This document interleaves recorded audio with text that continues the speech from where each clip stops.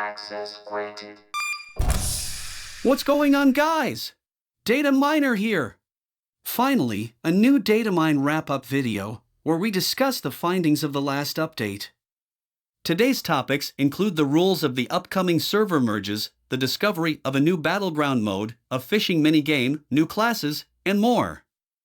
Discussion timestamps can be found in the description below, but before you skip ahead, consider subscribing for more Diablo Immortal highlights in the future. Server transfers, update. The first update may be bad news, but let's get it out of the way, shall we? In the server selection, they've added the error message, only servers in the same region can be selected.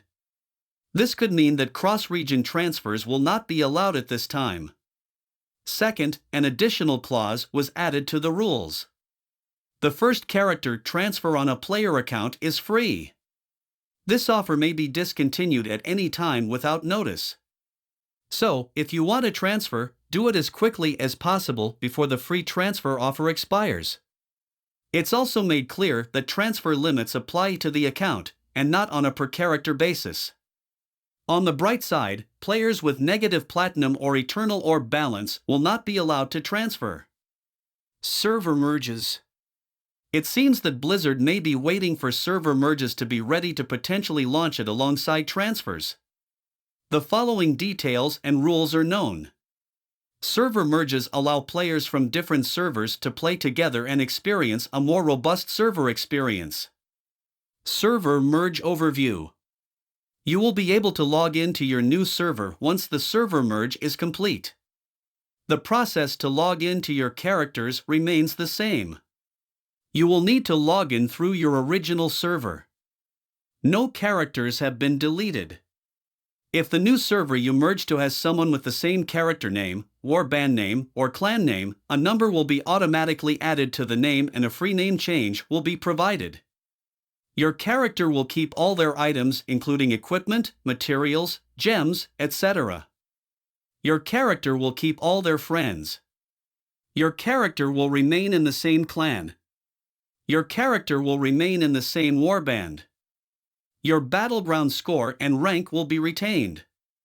All leaderboards will be re-ranked after the server merge and rewards will be distributed accordingly. All market orders will be retained on the new server. First pass records and challenge rifts will be retained.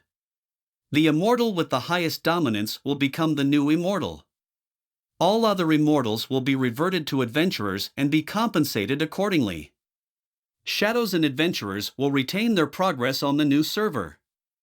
It appears as if no servers will be deleted from the server selection, but instead, a union will be formed that combines player and market data. Boon of the Progenitors. The Boon of the Progenitors seems to be a new bundle coming to Diablo Immortal. The bundle's description reads: collect eternal orbs at purchase, and log in to receive rewards, including the Abiding Curse 2-star and Frozen Heart 5-star legendary gems. While the sale is active, characters at or above level 40 can purchase this one-time bundle. Login days accumulate during the sales period regardless of whether a purchase was made. For 21 days after purchase, you will be able to claim the rewards for accumulated login days. If at the time the bundle expires, your cumulative login days are below 14 or if you have unclaimed rewards, the remaining rewards will be mailed to you on December 6, 2022 so you don't miss out on them. Character Face Remake. A character face remake seems to be in development that will allow players to redesign their character's appearance. It was a requested feature by the community, since if you once picked a certain style and look, you're locked into it. The price is unknown at this point, but indicators exist that it can be paid for with platinum instead of orbs. Is this a preparation move to eventually hide the helmet? We can only hope. New Battleground Mode. The new Battleground Mode takes place in an instance of the Dark Wood, to fight in an open environment against monsters and players. Leaders can pick a waypoint to enter battle, which suggests that you will enter as a team. PvP modifications. You can enter buildings in the Dark Wood to hide from the enemies and seek protection, but players outside will be invisible to you. At certain intervals, a poisonous mist will spread, and players outside will lose life. You can find healing pools to restore your life. Gameplay and battle. The initial character level is 1, and skills are temporarily locked. By defeating monsters and players, you can quickly restore and upgrade your skills. You will come across treasures, and the better the treasure chests, the better the equipment it drops. Spoils to the victor. After defeating an enemy, the enemy's equipment, gems, and legendary gems will be dropped as loot. The loot is only available during the game and can't be taken out of the battleground. The winner is the last team to survive. This mode seems to be a great adaptation of the Fractured Plane, modified to work with PvP in the best possible way. I can't wait to see how this truly plays out in the end. Fishing minigame. The story around the fishing game is still shrouded in mystery. It might be part of a questline extension that revolves around islanders, sailors, and eventually a fishing shop. Fishing is done with a fishing rod item skill. You can currently go fishing for 5 minutes and try to hook fish. They are set to bite within 20 to 40 seconds of time. Once a fish bites, you have a limited amount of time to react before it's lost to the sea. You may catch up to 6 fish in one game, and certain bait can be used to attract bigger fish.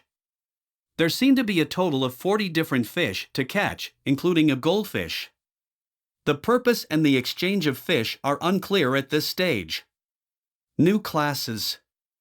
Blood Knight. The Blood Knight class was datamined months ago, dating all the way back to the closed beta in January 2022. However, new indicators point towards a release not too far in the future. To recap, the Blood Knight uses dash, stab, blood, shadow, and demon-based skills to damage enemies. In the last patch, it was evident that the Blood Knight class is being prepared to have their own Challenge Rift leaderboard. Furthermore, a switch was added to simply enable it at any given time. Details, including skill descriptions and pictures of the old 3D models, can be found on Wowhead. I'll link it in the description. Tempest.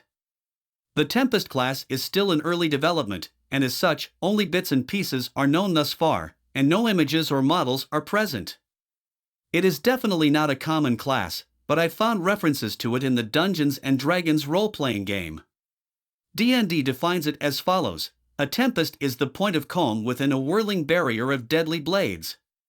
Sure enough, I could find Chinese references to a skill translating to multiple wind blades, as well as fire, water, and illusion-based skills. We can assume it's going to be a speedy elemental illusionist type of class that is going to be intelligence-based. I will keep you posted as I gain more insights. If you liked the video, please consider leaving a like and subscribe for more. Access granted.